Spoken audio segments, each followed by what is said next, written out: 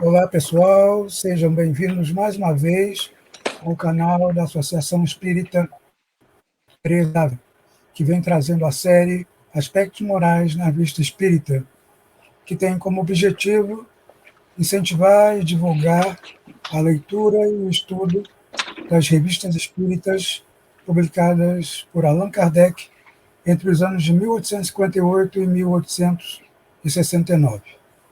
E hoje nós vamos falar de um artigo intitulado O Galo de Micílio, que foi publicado na Revista Espírita de julho de 1868.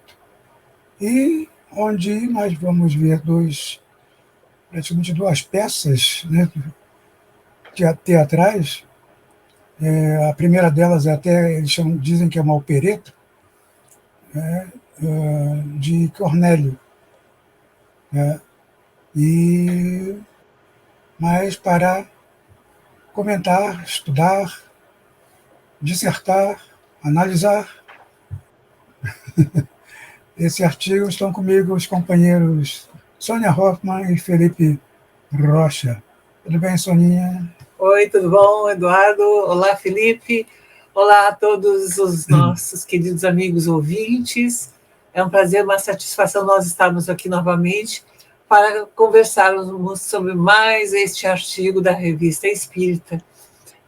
Não se preocupem, eu não vou cacarejar. É o Galo de Micílio, mas eu não vou cacarejar. E sempre lembrando para todas as pessoas que não tiverem a possibilidade de acessar a Revista Espírita em documento, podem baixar lá do site febnet.org.br. Baixar gratuitamente e fazer a leitura. Olá, Felipe. Olá, Soninha. Olá, Dudu. Olá, os amigos que nos acompanham. Muito feliz de estar aqui mais uma vez para a gente estar nessa nossa roda de conversa aí, né? Espero que todo mundo em casa se sinta à vontade, se sinta participando da nossa roda de conversa e junto com a gente aqui para ver mais esse artigo, né? Muito interessante, que tem com certeza muitos aprendizados e muito rico em matéria moral, né? E em matéria didática também. Além de trazer, né, princípios bem interessantes, fundamentos do Espiritismo, como a transmigração das almas e a reencarnação. E até eu pedi ao nosso amigo Felipe para ler o primeiro... Fazer o resumo. Fazer o resumo, né, do primeiro caso, né, que é a opereta intitulada O Elixir de Cornélio. Então vamos lá. Cornélio era um alquimista, né? Alquimista é o antigo químico antes da química, né? Era um alquimista que estava estudando, inclusive, a transmigração das almas. E ele era muito atento a tudo que falavam para ele sobre este assunto, né? Então, tinha um ouvido ávido, como está escrito. E a sua filha estava enamorada por um rapaz, e o Cornélio não aceitava muito bem aquele namoro. A menina também não arrumou o pretendente antes da permissão dele, né? E o namorado dela, o enamorado dela, melhor dizendo, pretendente, né? Sabendo dessa inclinação do essa inclinação do Cornélio para esses assuntos, chegou para ele e contou uma história que ele sabia que numa vida passada, o menino, era uma moça. E a filha do Cornélio era um rapaz que era um rapaz namorador, digamos assim, né? Um pouco da farra, como diríamos hoje, né? E ele não quis namorar a menina, né? Na reencarnação passada. E nessa reencarnação, esse rapaz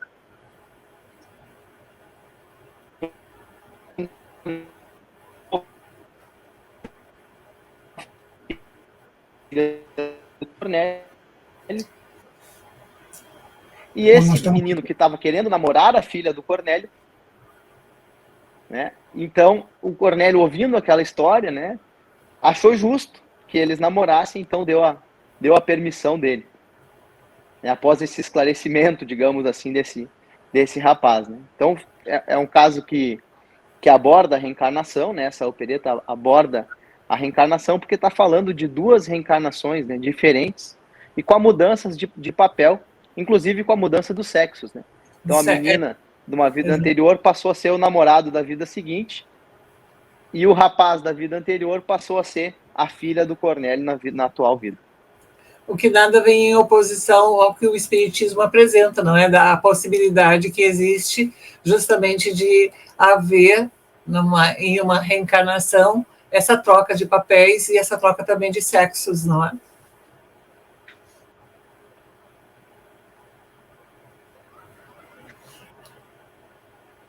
E é por isso que Allan Kardec destaca esse aspecto, né? Porque, apesar de ser, né, uma obra cultural, uma opereta, traz né, esse princípio espírita, então ela é bastante verossímil, né? E que se destacou naquela época. Aliás, Kardec, ele elenca, né, que na época surgiram várias peças teatrais com temáticas espíritas. Parece que as mesas girantes, né, Sônia, atraíam, ao mesmo tempo que atraíam o público para a diversão, né, sugeriam também autores teatrais de montarem peças, operetas com essa temática espírita. Né? E o que auxiliava, de alguma forma, auxiliava também a propagação, não é? Porque algumas pessoas pensavam nessas possibilidades, embora fosse apresentado num caráter meio bastante lúdico, mas também como tinha um fundo, poderia trazer a reflexão para muitas pessoas acerca dessas possibilidades. Exato. Mas então vamos ao Galo de Micile? Que na verdade, né, foi inspirada num conto de Luciano, que foi um autor grego que viveu em 125 antes de Cristo. Aliás, diz que o auge das suas obras ficou entre os anos de 161 e 180 antes de Cristo. E uma curiosidade, Sônia, até, e amigos, e caro Felipe, esse autor, Luciano, ele previu a chegada do homem à Lua e também acreditava em extraterrestres, né? Que foram assuntos que só tiveram mais destaque no século XX, né? Início do século XX, meados do século XX, e tudo, e para vocês verem como naquela época já tinha um autor preocupado com isso, né? E ele escreveu essa peça, O Sonho do Galo, na qual, né, se inspirou o autor do Galo de Semille. Micile. Micile, perdão.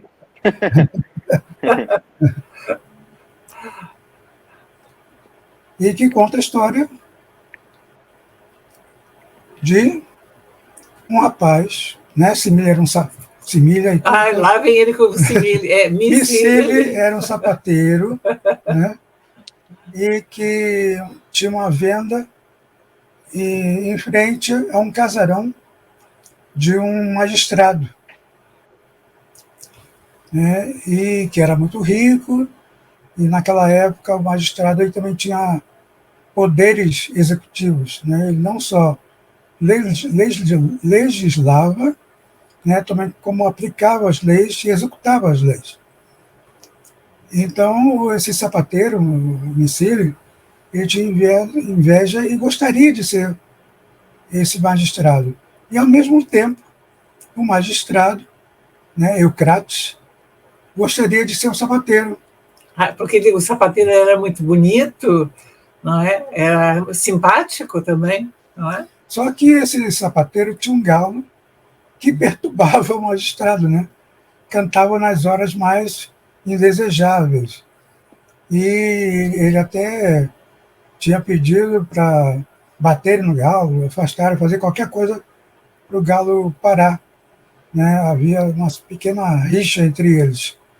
Mas o que mostra a história é que, nesse caso, o aspecto moral prevaleceu. Eles não queriam trocar de personalidade. Eles queriam trocar de lugar, de posição socioeconômica. Né?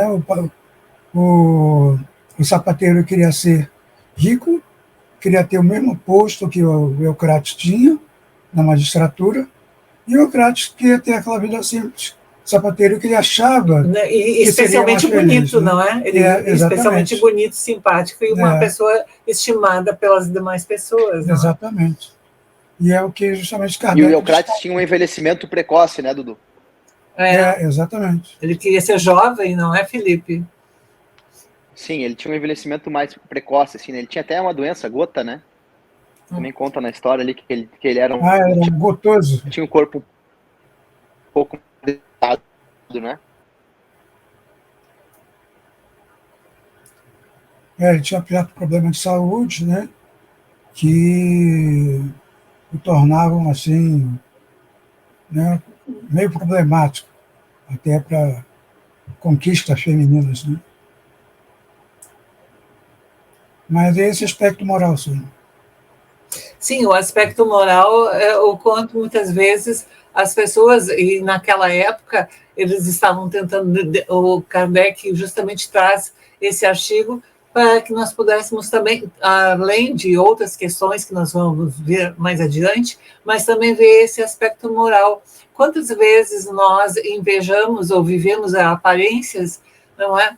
E pensamos bem, porque a outra pessoa é rica, ela é bem-sucedida, ela está muito bem, está em boas condições, e o outro lá invejava porque ele queria ser também bonito, simpático, e queria ter uma boa, né, assim, de ter um bom acesso às pessoas, e especialmente às mulheres. Então, um invejava o outro, mas, na realidade, nenhum deles sabia o que era a vivência, assim, o que era o mundo privado, o que, na realidade, acontecia com cada um, não é? E, em algum momento, acontece essa troca de papéis, não é?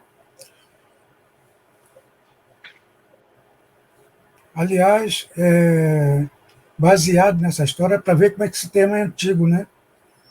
Alguns filmes americanos foram realizados com essa temática, e até um filme brasileiro que fez muito sucesso com Tony Ramos e a Glória Pires. Glória Pires, né? Eu Sou Você Amanhã, né? Alguma sim. coisa assim. E para vocês verem é o seguinte, que como essa temática do ciúme, da inveja, de querer estar no lugar do outro, sem saber na realidade a verdadeira realidade do outro. Porque as aparências enganam nós, Ana. Sim. Então, aquela pessoa que para você parece que está muito bem, tem uma família harmônica, bem sucedida, organizada, pode não ser nada disso quando se conhece melhor. Né? E a pessoa que quer, porque quer, né? E gostaria de trocar de lugar com aquela pessoa, apenas pelas aparências e pela possibilidade, né, de ser melhor do que ela é. E nessa peça teatral houve essa possibilidade de trocarem de papéis. Então, quando eles trocaram os papéis, quando o rico passou a ser o sapateiro e o sapateiro passou ao rico, eles perceberam que a coisa não era bem assim como eles estavam pensando, não é? Eles queriam fazer, eles queriam desfazer a troca rapidamente, porque eles perceberam que não. É melhor cada um ter a sua vida, ter as suas condições, as suas possibilidades, que o que eles estavam realmente percebendo era o que eles conseguiam visualizar, mas não o que na realidade eles eram. Mas onde é que entra a história do galo nessa história toda? O que o galo tem a ver com tudo isso? O galo era o perturbador da área. Né? Mas também eles falam na questão da metempsicose, não é, Eduardo? Ah, sim, exatamente, né? Que num comentário de Kardec, após essas duas histórias, né? Ele explica que, principalmente na primeira história, há toda uma verossimilhança com fatos espíritas. A possibilidade de realmente mudança de gêneros, né, de duas pessoas que se relacionaram numa existência anterior em condições diferentes voltarem, né, a se relacionar em gêneros diferentes e se namorarem novamente. E na segunda história, né, houve esse caso da metempsicose, e Kardec descarta isso. O Espiritismo não tem essa possibilidade do espírito retrogradar, né, para um animal, não é? E renascer num corpo de animal. Isso era muito comum lá entre Ô, Dudu, antigos. Eu acho que faltou. Fala aí, Felipe. Dudu, eu acho que faltou a gente contar esse pedacinho da história aí, que essa mudança de corpos, né, ela acaba ocorrendo em um momento que o rapaz, o Miceli, vai bater no galo, né, e o galo se transforma em Pitágoras, né, que é um pensador grego antigo, inclusive um dos fundadores dessa ideia, né, foi um dos primeiros que pensou em reencarnação, em vida pós a morte, né, ele é anterior a Luciano, né, mas ele era um pensador bem famoso na cultura grega, e ele se transforma no galo, tira uma pena do rabo, né, e dá para o Miceli e fala, bom, agora tu vai lá na casa do Eucrates, vai lá na casa do Eucrates, passa a pena na porta dele, que tu vai trocar de lugar com ele, né. Então aí que entra essa metempsicose, né, que a gente está comentando. Acho que esse detalhezinho faltou a gente comentar ali para a galera de casa, poder entender um pouquinho melhor. Isso aí. Hoje a gente está trocando nomes de todo mundo. O Euclides, que é Eucrates, e o Miceli, que é Cimile, não, mas eu acho que é bem interessante para vocês lerem na íntegra, que vão observar até mais nuances em todo esse artigo e ver os nomes exatos dos personagens. Mas o que é importante é que o quanto o Espiritismo aborda essa questão de que um ser humano, em outra encarnação, pode sim fazer essa troca de sexo, de gêneros, de papéis, de funções, enfim. Mas que um ser humano ele não vai retrogradar, ele não vai passar de ser humano para um animal, de forma alguma, não é? E isso era uma questão que Pitágoras trazia, que os egípcios também vinham todos pensando nessa questão. Mas isso não acontece. Não é, um homem não vai virar uma borboleta, ou um pássaro, ou um galo, enfim, não é? É claro que nós sabemos que pelo processo evolutivo do mineral vai ao vegetal, ao animal, e do animal ao hominal, mas não ao contrário. Não do hominal, do homem para o animal, para o vegetal e para o mineral. Correndo o risco de confundir um pouquinho, mas é interessante a gente ver que essa teoria ela não é totalmente sem fundamento, né? Porque o espírito desencarnado, muitas das vezes pelo seu estado mental, né, transfigura o seu perispírito para a semelhança de um animal, né? Isso a gente vai ver nos livros de André Luiz. Então, provavelmente esses idealizadores disso tinham mediunidade, né? E enxergavam esses seres, né, transfigurados após o desencarne. Então, não é totalmente sem fundamento, mas é interessante a gente observar que pelos estudos, né, e à luz da doutrina espírita, não há essa reencarnação em corpo de animal, até por não haver mais afinidade com esse tipo de veículo, né, com esse tipo de envoltório. A reencarnação não, mas a aparição é possível, não é? Sim. A aparição... Espíritos inferiores, né, muito grosseiros, que, né, sentem muita raiva, né, ou querem se vingar, né, da humanidade. Tem a licantropia, né, que até tem um livro famoso do Luiz Antônio Mileco, O Lado Oculto do Folclore Brasileiro, onde ele fala, né, da lenda do lobisomem, que justamente é esse caso de licantropia, né, à noite, espíritos inferiores, grosseiros, e querendo dar sustos ou fazer vingança, né, de antigos companheiros ainda encarnados, ele se metamorfoseava, né, em lobo. Então, mas era uma aparição, né? Era uma aparição e não uma reencarnação. Exatamente. Essa diferenciação nós precisamos fazer, fazer bem marcadamente, não é? Porque reencarnar não é possível. Agora, aparecer como, não é? Sim, é possível, não é? O espírito, ele faz uma modificação perispiritual, fluídica, e ele vai fazendo essa aparição como um animal, enfim, não é? Muitas vezes para assustar, muitas vezes por N motivos que possa ter, mas reencarnar, não há um retrocesso.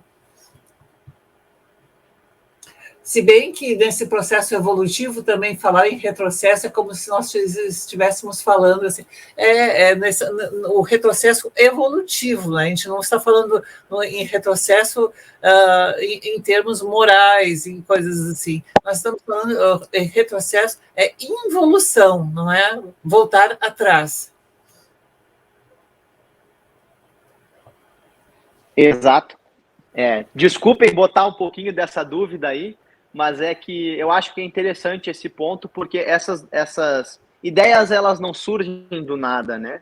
Então a gente vai ver isso aí também em várias tribos indígenas, né? Que isso aí era uma coisa bem cultural, né? De que as pessoas faleciam, morriam, enfim, reencarnavam como animais e guiavam o povo, e conduziam as pessoas e auxiliavam, enfim, né? Então, por essa questão cultural, surgiram essas teorias, né? Mas o Espiritismo nos esclarece e fica muito claro que essa reencarnação, ela não existe. Seria realmente um retrocesso na evolução, né? A gente que já é dotado de inteligência, de vários mecanismos, né, evolutivos, como a fala, como a percepção, o cérebro, enfim, reencarnar num animal que não tem isso ainda, né?